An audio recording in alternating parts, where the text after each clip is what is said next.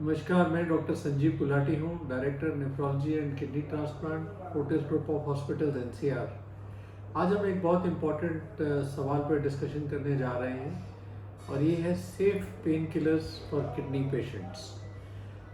हमारे बहुत सारे पेशेंट्स मेरे पास आते हैं और पूछते हैं कि कई लोग तो पेन में तड़पा रहे होते हैं, they are in real undergoing through real torture because of pain और बिल्कुल पेन किलर नहीं लेते हैं। और एक दूसरे एक्सट्रीम पे एक अदर ग्रुप ऑफ पेशेंट्स होते हैं जो बिना सोचे समझे कभी भी दर्द होता है तो जो घर में टैबलेट पड़ी है उसको ले लिया, या और कुछ नहीं तो अपने नियर बाय केमिस्ट के पास चले गए और उससे कहा कि भैया एक पेन की टैबलेट दे दें, तो बिना सोचे समझे वो एक पेन किलर ले लेते हैं और उसके कुछ दिनों बाद ही उनका वो अपना क्रेटिनिन कराते हैं तो क्रेटिनिन बढ़ा हुआ होता है, फिर वो पैनिक सिचुएशन में मेरे पास आते हैं। कुछ ऐसे पेशेंट्स को तो हमें हॉस्पिटल में एडमिट करना पड़ा है और कुछों का डायलिसिस भी करना पड़ा है। तो पेन किलर्स किडनी पेशेंट्स के लिए should be given only under supervision and there is a certain category of pain killers which are safe. आपको बिल्कुल पेन में परेशान होने की ज़रूरत नहीं है, but at the same time you have to be very cautious.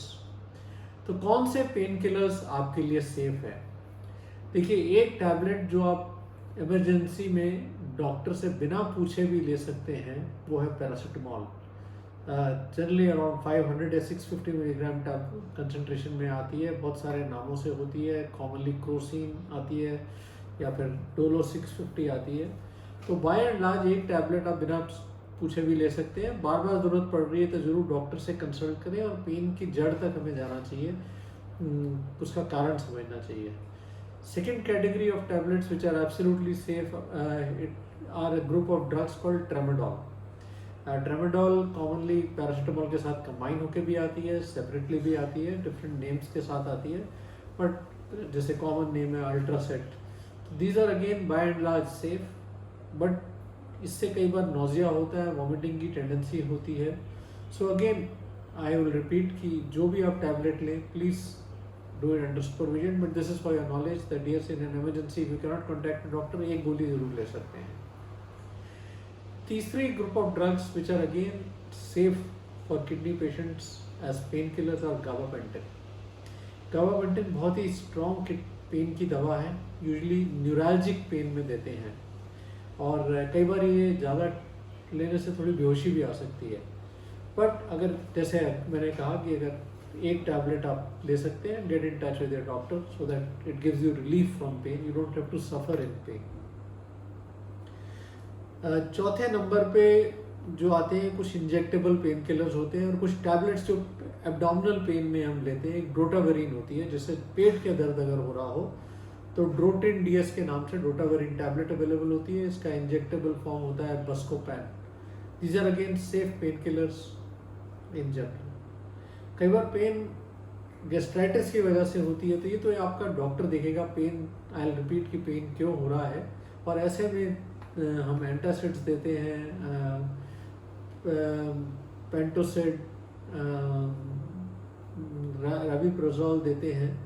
एक सीमित मात्रा में ये ड्रग्स ली जा सकती हैं for gastritis sort of pain. Muscle pain में, pain in the body elsewhere, it is not safe. Abdominal pain में जैसे जो किडनी स्टोन का पेन है, गॉल स्टोन का पेन है, तो Drotin DS is absolutely safe, drotaverine safe. Buscopan भी दे सकते हैं। ट्रेमाडोल का इंजेक्शन भी आता है बहुत सीवियर डिग्रीज ऑफ पेन में, तो tramadol, Buscopan and Drotin are 3 injections which can be used safely.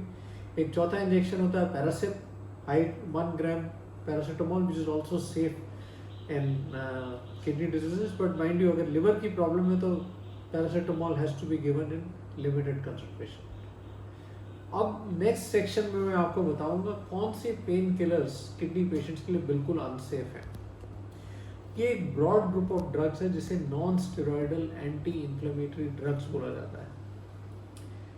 इस ग्रुप में कौन कौन सी ड्रग्स आती हैं?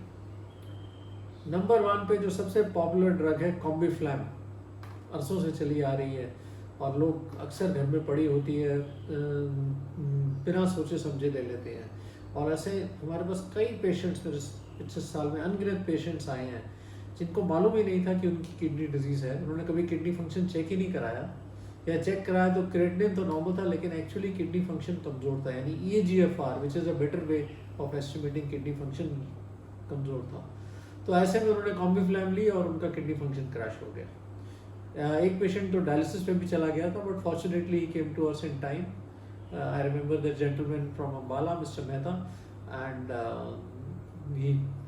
हमने कुछ डायलिसिस किए, किडनी बायोप्सी की, कुछ दवाइयाँ दी, और उसके बाद thankfully till date it's been more than 5 years he is recovered completely. But this is just to emphasize कि वो जरा सी लापरवाही से एक कुछ कॉम्बीफ्लैम की गोलियां खाई थी और उनकी kidney function acute kidney injury में चले गए थे।